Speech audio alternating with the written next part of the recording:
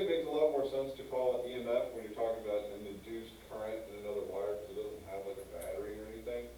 And so you can kind of see why they would call it an EMF, right? And motional, what do you think that means? So, jump right in here. So motional EMF is the voltage produced by the motion of a conductor in a magnetic field. So pretty straightforward.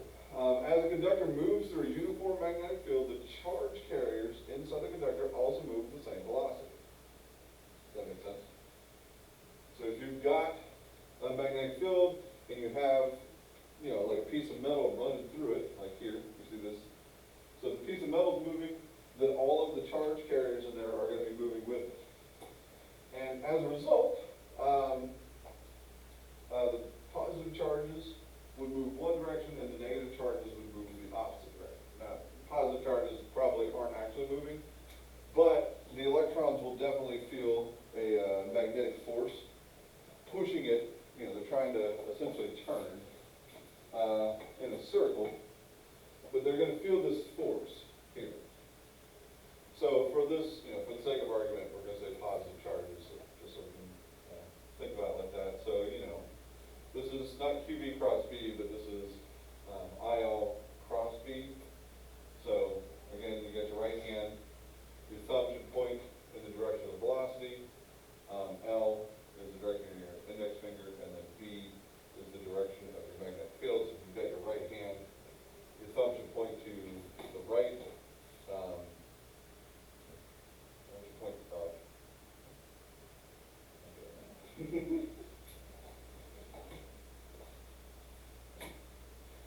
Yeah, VB. Yeah.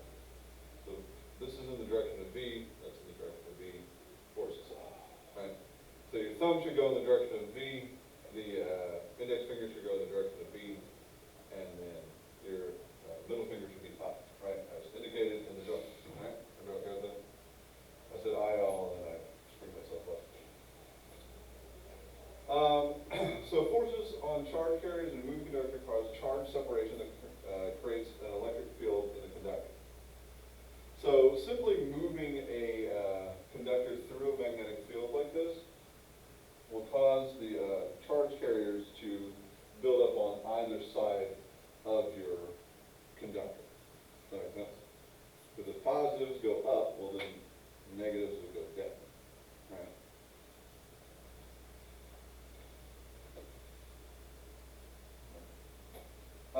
Fun fact about this, I was riding my bicycle down some, you know, different trails, and there's one trail down in Grand Prairie that passes underneath some overhead power lines for a significant distance. And as we mentioned, like these high voltage power lines don't have any insulation. And so they have a very strong magnetic field, and it's alternating with time. But my handlebars and my brakes on my bike are all metal. And when I was traveling underneath it, if I touched like both ends of the brake, I would get a little electric shock. Because it was a metal conductor traveling in a fairly strong magnetic field. It was funny because when it was happening, I wasn't the only person out there, and we just started, I was like, hey, are y'all feeling that? They're like, oh good, you're feeling it too, I'm not going to. And it was just one of those things that, like, I actually knew what was going on. Nobody else did. Because, well, right here. So that was a fun fact. So this comes up more often than you think, and it explains some things that you don't necessarily think about, because those overhead power lines have very large electromagnetic fields coming off them, so large that if you have like a fluorescent light bulb, it will light up. Just being underneath, you know, if you point it in the right direction. By fluorescent, the compact one's not going to work too well, but the long tube one works very well. So the charge separation continues until the electric forces balance the magnetic force. So it'll keep pushing the charges, you know, to each end. It's not going to continue forever, but as, again, like say negative charge builds up down here, well, more negative charges won't want to go down there. So it's kind of like a capacitor, that as charge builds up, it won't build up more because that electric force is going to repel against the magnetic force, right? And so they'll build up to a point, it doesn't continue forever. And so we can say that the electric force is equal to magnetic force, and we can set these two things equal to each other. When the electric force balances the magnetic force, the carriers now experience no net force and therefore no motion. And the electric field strength at equilibrium is E equals VB, which is from that last equation there. So, when you first start doing this, you're going to build up some charges on each end, and then those charges will make their own electric field, which will then push against your magnetic force, and eventually they'll come to an equilibrium. So, and that should make sense. The strength of this electric field in there depends on how fast you're going and on your magnetic field strength. Now, I don't know how strong the magnetic field was that I was riding under, but I was generally, we were going about 20 miles per hour on the bikes. So, that makes sense. The magnetic force on the charge carriers and a moving conductor creates an electric field, VB, inside the conductor. So, if you want to know how strong that electric field is, there you go. That's if it's built up to full strength. No, I missed the part where you said like why you're putting, like why. Well, it's just right hand versus left hand. Because they're both going to have the same velocity, right? And they're both experiencing the same magnetic field, but Okay. one goes up, one goes down. One's positive, one's negative. Right. Does that make sense? Yes. All right. This electric field that has been created can be thought of in terms of voltage and distance. So this is not a new formula. E equals delta V over delta R. That's not new, but write down if you don't remember, especially. So that's just electric field strength. It's the change in voltage over the change in distance. So if you know how long your conductor is, essentially R, and you know the electric field strength, you can calculate the voltage, right? And that's delta V. So it says substituting this in for our earlier equation, so earlier equation specifically being that one. So I'm going to replace E with delta V over delta R. I'm going to move delta R over to the other side. And so instead of saying R, we're going to say, I guess, L for the length of our conductor, which I think makes sense. So it's going to be on bottom. It's going to be on bottom. We move it over to the other side, so we get delta V equals VLV. Everybody okay with that? So we had VV before, and we just moved that R over to the other side and called it L. Because this is a specific thing for our length of conductor. What's interesting about this is not dependent on a circuit. This is just a metal conductor, right? Like I said, just think of it like a bar going through a magnetic field. So, delta V equals VLV. Then the potential difference depends on the strength of the magnetic field and the wire's speed through the field, which I think is a much more useful thing than just knowing the electric field strength inside the field. So this is motional EMF. So the motional EMF of a conductor moving perpendicular to the magnetic field is going to be, well, EMF equals VLV. So V is strength of the magnetic field, L is the length of your conductor, and V is how fast it's moving. Make sense? So obviously, making any one of these three bigger is going to make your EMF bigger at that little voltage.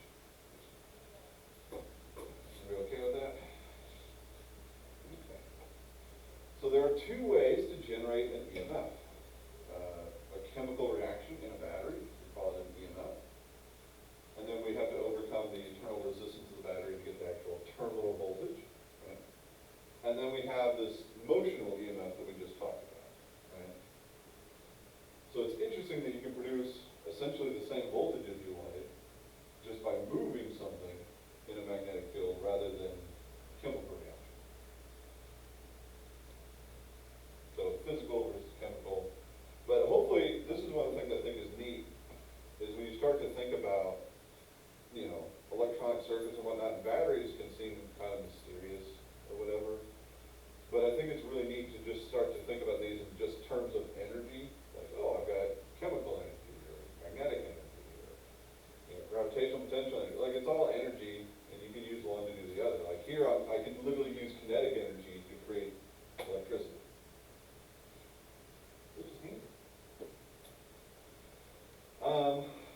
question one, a metal bar moves through a magnetic field. The induced charges on the bar are, so we have A, B, C, D, E.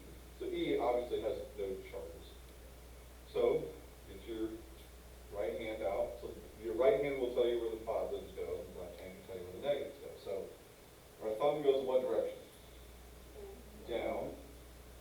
B is what direction? Also down.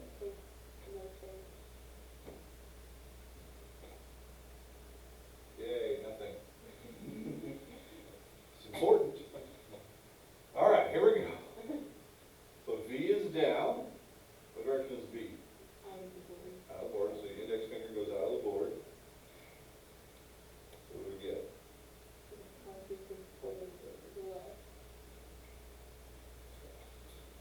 Okay. A Boeing 747 aircraft with a wingspan of 65 meters is cruising at 260 meters per second over northern Canada, where the magnetic field of the Earth, magnitude 5 times 10 to the negative Tesla, not very strong, is directed straight down.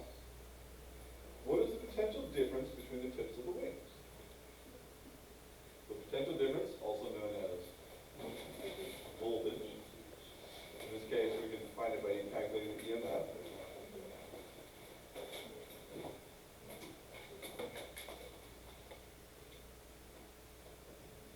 So again, this is probably the most extreme example that you can get from the Earth's magnetic field.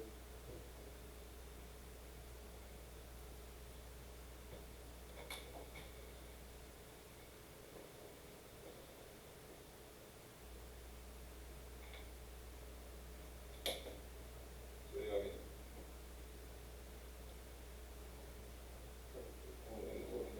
0.845, Yeah. and that's the voltage. So 0.8. It's down that much. That's a pretty good wingspan with pretty good speed on it. So again, the Earth's magnetic field is not going to give you much. So that's just the potential difference, right? Okay, so now B, this is from the pilot's perspective. So you're flying along, you're the pilot. Which wing is positive? The thumb goes what direction? Forward. So this is the direction of your velocity, right? What direction does your index finger go? Down. So which wing is positive? Make sense? So now, would this happen in real life? Yes. Yes, but that voltage is almost 1 volt. It's not really going to make any difference. Because, I mean, honestly, the air is probably going to blow away most of this extra electrons if there's a problem. Because, you know, there's water vapor in that air. So a moving conductor could have an EMF, but it could not sustain a current, right? Because the charges have nowhere to go. So it's like an electrostatic thing, but there's no electricity there. So if we include the moving conductor in a circuit, we can sustain a current, okay? So one way to create that is to create a circuit by adding a U-shaped conducting rail along which the wire slides. So here, if we had, let's say, a big magnetic field, let's say, pointing into the board here, the wire, this U-shaped rail here, doesn't have any reason for anything to occur, but if you start to just take this metal bar and just drag it along there, physically pull it, well, you have a velocity, a magnetic field,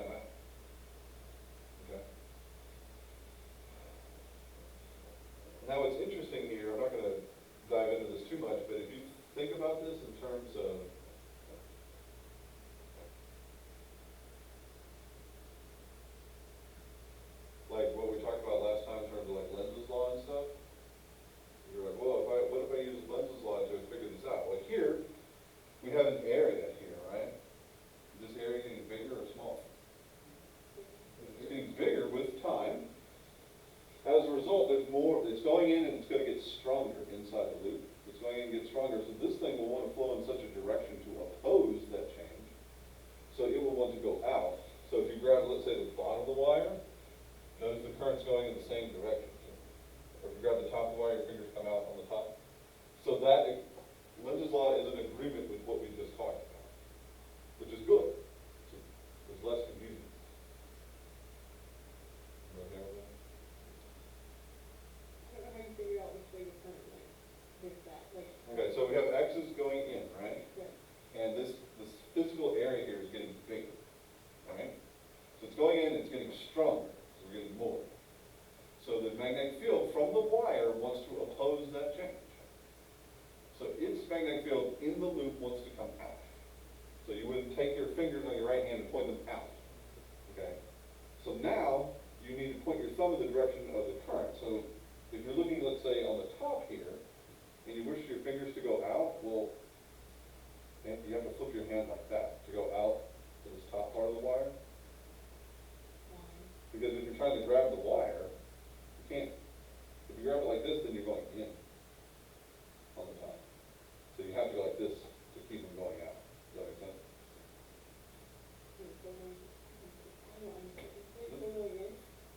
Okay. Its magnetic field is going in, but the wire's magnetic field should be coming out. Does that make sense? Remember, tangent to a circle at that point. Okay. Okay? And so, I just wanted to point that out, that like, this isn't different. So if you're thinking about this in terms of Lenz's law or Motional EMF, they work. They agree with each other, which is what they should do. In a circuit, the charges are pushed towards the end of the moving conductor, and a magnetic field can continue to flow around the circuit. It acts like a battery in a circuit, and the current in the circuit is an induced current. So again, we were talking about last class that the induced current is the EMF over R. In this case, the EMF is going to be VOB. So if we want to find the current, we can just do VOB divided by R. So that's essentially just using Ohm's law to find the current. Because a lot of times, typically, when you get a problem like this, they're not going to ask you to find the induced voltage, they'll ask for the current. So that's a pretty easy jump there. Faraday's law. There are two fundamentally different ways to change the magnetic flux through a conducting loop. Right? The loop can move, or expand, or rotate, creating a motional EMF, or the magnetic field can change. So we already talked, I think we talked about Faraday's law already, but whatever.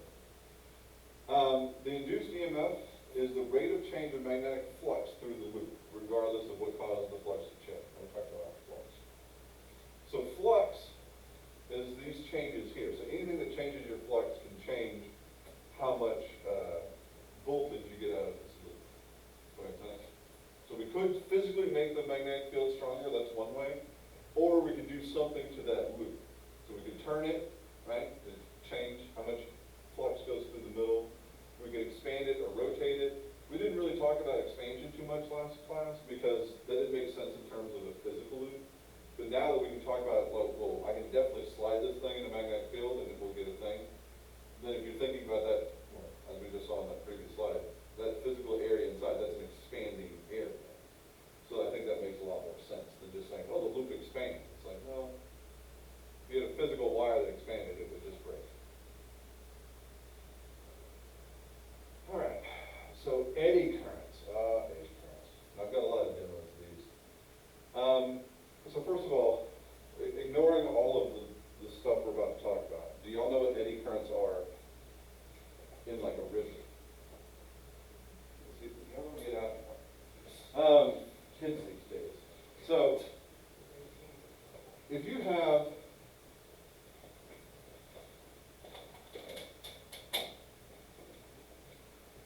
let me explain this for a second here.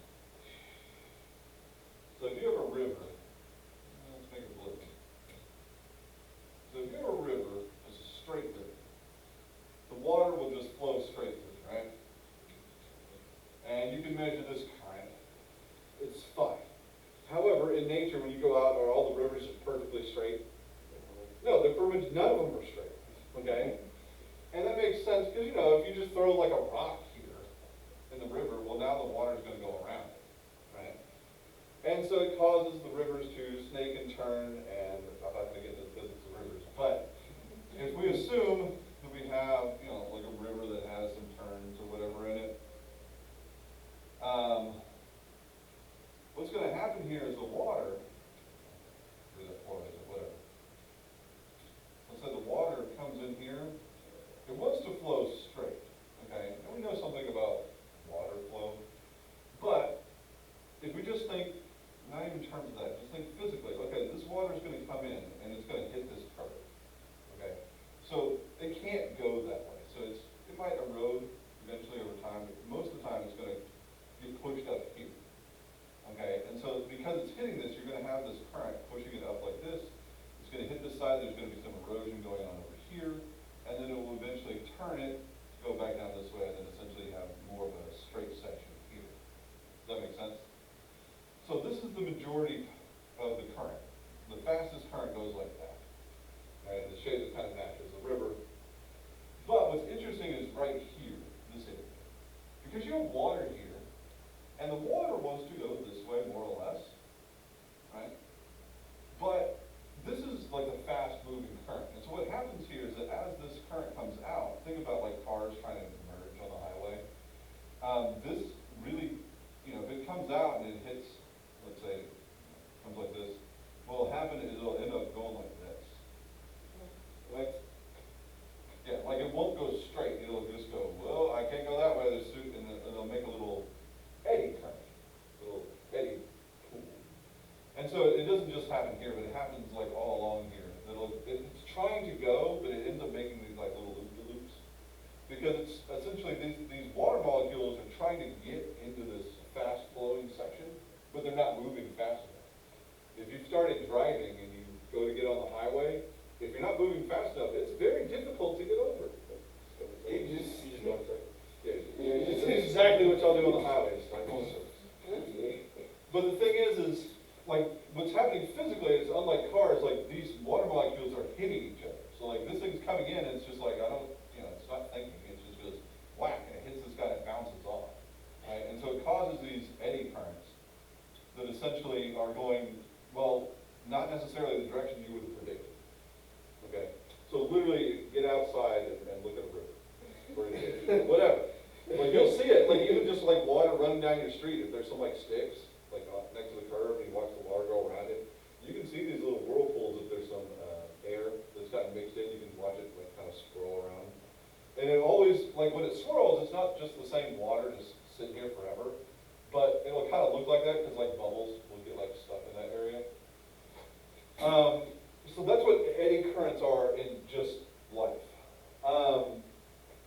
So what does that have to do with this stuff? Okay. Well, here it says, okay, if you have a big magnet and you put this conductor in, okay, nothing will happen. Okay? And it's important to note that this conductor doesn't have to be magnetic. So that's the reason why it kind of looks like that. So if you imagine like a piece of copper, is copper magnetic?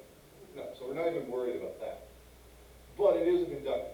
So it says, okay, you can kind of define two loops. Notice it uses quotes for these dotted lines here. Are those physical loops actually there? No, but if an electron decided to go in this loop, it could. I mean, it's just sitting there in the middle. Okay? So it says, going between, entirely in the sheet, so it's not coming out. Okay, that's the key here. These loops can't go out of the sheet. So it's just between these two magnets. Okay. Then if you take this sheet, this piece of metal, and you pull it, okay, so we're going to give it a velocity. So we have an external force here. So we get this velocity. What happens is, as the sheet is pulled, the loop on the right is leaving the magnetic field and the flux is decreasing. So this guy right here. Y'all see that? So this little loop that we've defined has an area, right? Has a magnetic field strength going down, right? But it's getting weaker with time because it's leaving the magnetic field. So we don't have to worry about the stuff out here on either side, because that's not in the magnetic field. And we don't have to worry about the stuff in the magnetic field either, because that would have a constant flux. We don't have to worry about where it's entering and exiting. Does that make sense? And so what's happening here is that this one, in this case, is decreasing flux. And so again, a conductor in a magnetic field, if you have that little loop,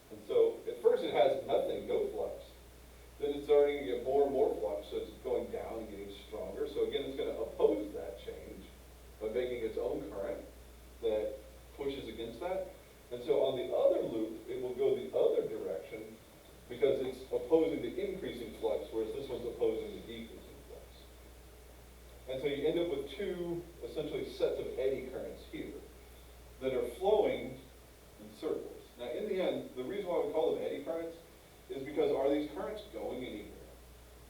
No, just like the eddy currents in the river, they're just kind of going in a circle. And so this is what happens if you just take a piece of metal and a strong magnetic field and try to pull it through there. But here's the deal, this has a physical reaction too. Because according to Faraday's law, the flux induces a current to flow around the loop as shown. But here's the deal. If you have, if you go through and do your right-hand rules for your velocity around a loop, we can just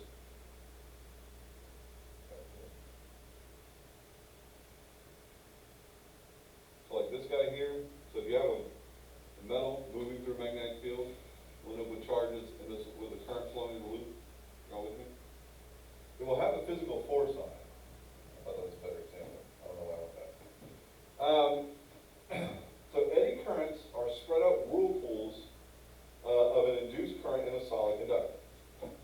Bear with me so. Both whirlpools of current are going to move in the same direction as they pass through the magnetic field. So do you all see that? They add up on the inside. They would technically cancel on the outside. I guess it would add up on the outside too. But they're moving in the same direction as they pass through the magnet. The magnetic field exerts a force on the current opposite in the direction of the pole. And this acts as a braking force. So,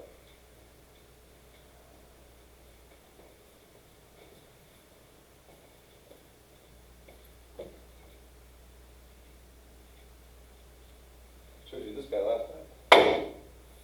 What is that? Yeah, it's just copper.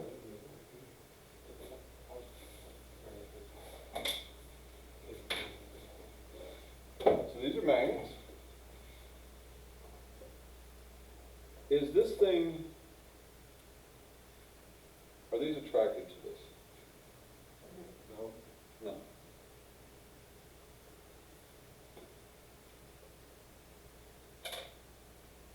I want y'all to notice this difference here. I'm just going to take this magnet and I'm going to let it go. Falls up, right? Very surprised.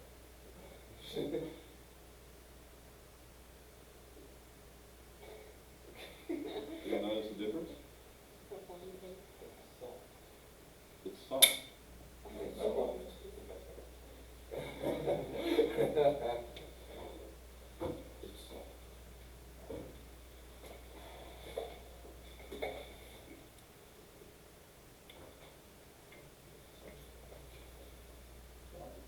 Have an appreciation for how strong these magnets actually are.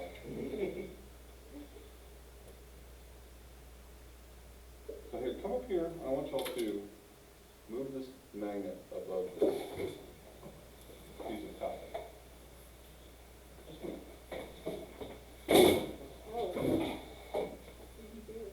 It's a braking force. No matter what direction you move it, it's a braking force.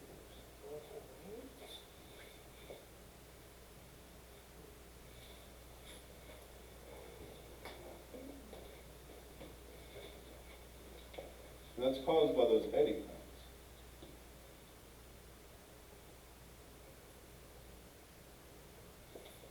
And so, if you're thinking about this, we talked about how we have this conductor that has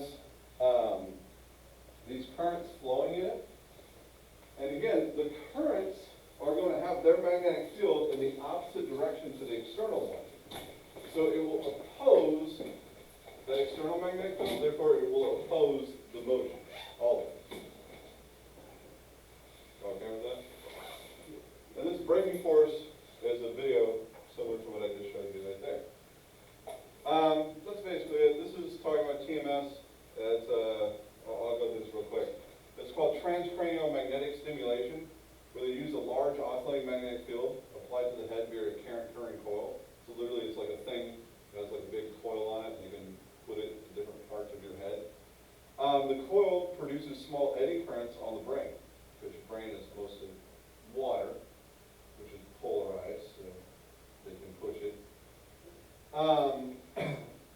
Produces small eddy currents in the brain, inhibiting neurons in the stimulated region.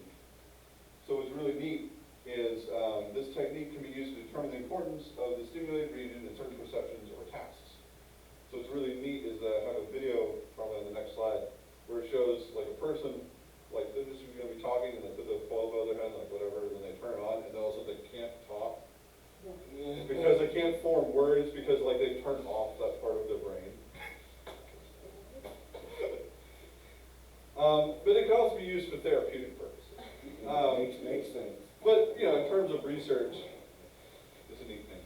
A coil is used to produce a changing magnetic field in a TMS device, produces a magnetic field that increases from 0 Tesla to 2.5 Tesla in a time of 200 microseconds. Suppose this field extends throughout the entire head. An estimate of the radius of the head is about 8 centimeters. So your brain is about that big. So you do this. Heart, one fist. Brain, two fists. Calculate the induced EMF in a loop around the outside of your brain. So here it gives you these numbers and wants you to calculate the induced EMF. So again, I'm just going to go through this pretty quickly. So EMF is the change in flux over time, last class. So we substituted delta VA cosine theta for flux.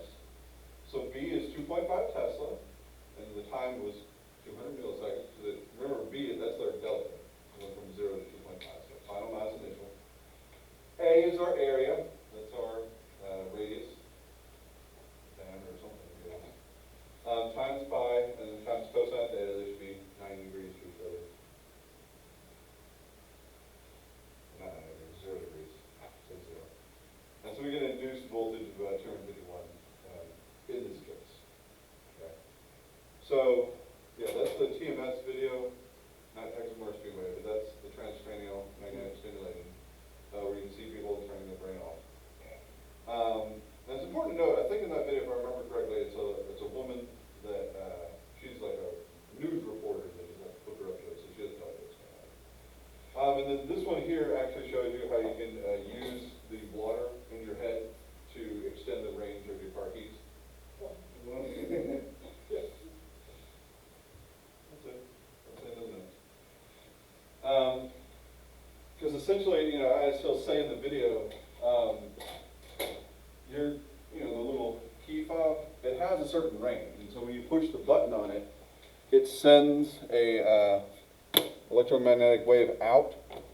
And then the thing is does your key fob know where your car is? No, so it goes out in all directions, and so there's this big wave of potentials that goes out from your key fob, but it decays over time, right? There's a certain distance that your key fob won't work. But if you put the key fob up to your brain, you can use the water in your brain, and because you have water molecules, they'll try to align with the magnetic field from your key fob, and they will amplify the